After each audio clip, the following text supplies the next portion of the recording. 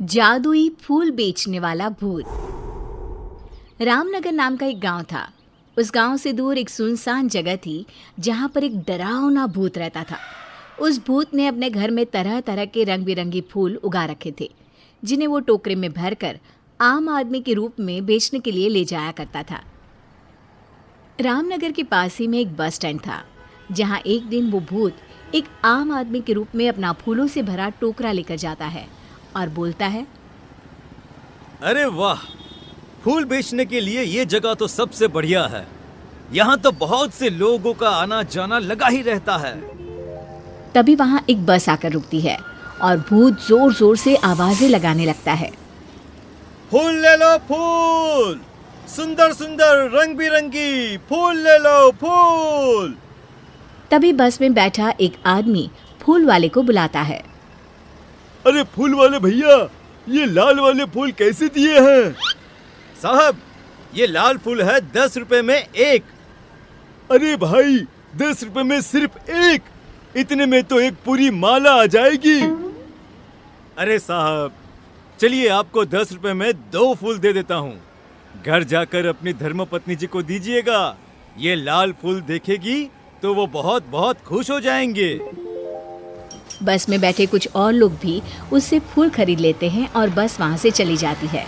भूत हंसते हुए बोलता है, आज तो मजा ही आ गया, मेरे काफी फूल बिक गए।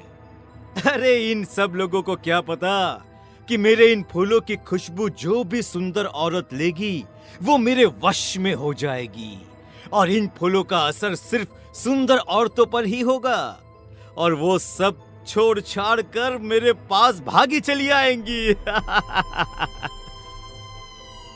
ऐसा बोलकर भूत जोर जोर से हंसने लगता है और अपने घर चला जाता है। फिर बस वाला आदमी अपने घर पहुंचकर अपनी पत्नी को बुलाता है और मुस्कुराते हुए उससे कहता है, ओ मेरी प्यारी शीला, अरे जरा देख तो, आज मैं तुम्हारे लिए क्या लाया हूँ। अजी क्या बात है, आज तो आप बहुत खुश नजर आ रहे हो। मैं अपनी लाल परी के लिए लाल गुलाब लाया हूँ। अजी आप भी ना कैसी बातें करते हैं। ये गुलाब तो सच में बहुत सुंदर है, इसकी खुशबू से तो पूरा कमरा ही महक उठा। ये कहकर शीला फूल अपने बालों में लगा लेती है। फिर रात को वे दोनों अपने कमरे में सो जाते हैं। आधी रात होते ही शीला अपने घर से निकलकर भूत के पास पहुंच जाती है। अरे वाह, मेरे फूलों की खुशबू आखिर तुझे मेरे पास ले ही आई। फिर भूत शीला को एक कमरे में बंद कर देता है। तभी 2 और सुंदर औरतें वहां आती हैं। वे औरतें भी उस भूत के वश में होती है। भूत उन्हें भी ले जाकर शीला के साथ कमरे में बंद कर देता है। अगले दिन भूत फिर से आम आदमी का रूप लेकर बस स्टैंड पर फूल बेचने के लिए जाता है, और तभी लोगों से भरी हुई बस स्टैंड पर आकर रुकती है। फूल ले लो, फूल, सुंदर सुंदर खुशबूदार रंग बिरंगी फूल, हर तरह के फूल है मेरे पास। फूलों की माला, फूलों का गजरा, जो भी पसंद आए वो ले लो। अभी बस में 2 दोस्त रामू और श्यामू बैठे होते हैं। अरे फूल वाले, एक सुंदर सा गजरा तो देना भाई। अरे वाह रामू, क्या बात है, भाभी जी के लिए गजरा? हाँ भाई, तेरी भाभी को बालों में फूल लगाना बहुत पसंद है।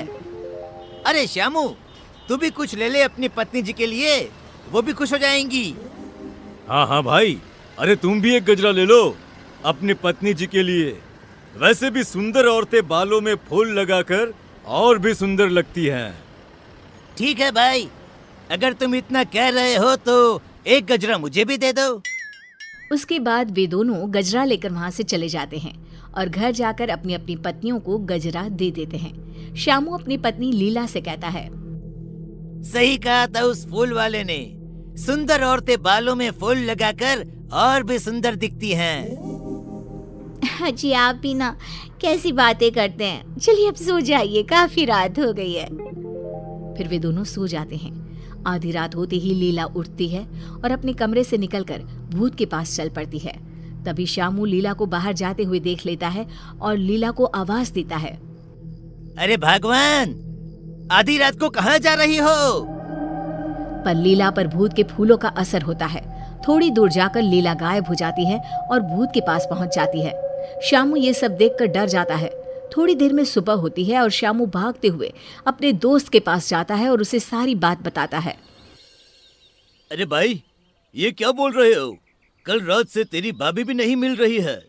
जब से उसने अपने बालों में गजरा लगाया तब से वह बस फूलों की बातें किए जा रही थी।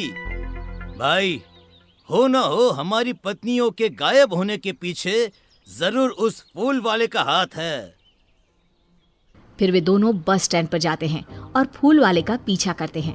पीछा करते हुए वे भूत के घर तक पहुंच जाते हैं और चुपचाप खिड़की से देखने लगते हैं। फूल वाला आम आदमी अब अपने भूतिया रूप में आ जाता है, जिसे देखकर सारी औरतें बहुत डर जाती हैं और जोर जोर से चिल्लाने लगती है। अरे नाश पीटे, हमने तेरा क्या बिगाड़ा है जो तू हमें यहाँ पकड़ कर ले आया है?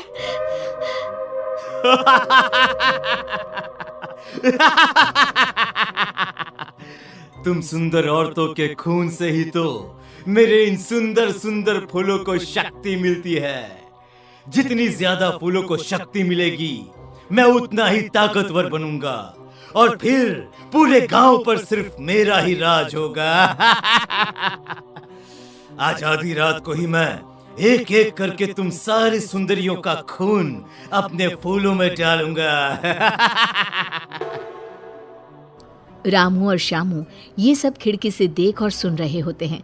तभी रामू बोलता है। अरे भाई श्यामू, ये फूल बेचने वाला तो भूत निकला। अब हमें इन सभी औरतों को भूत के चुंगल से निकालने के लिए कुछ न कुछ करना ही होगा। हाँ भाई, हमारी पत्नी भी तो हमारे लिए कितना कुछ करती है। आज हमारी बारी है इनके लिए कुछ करने की।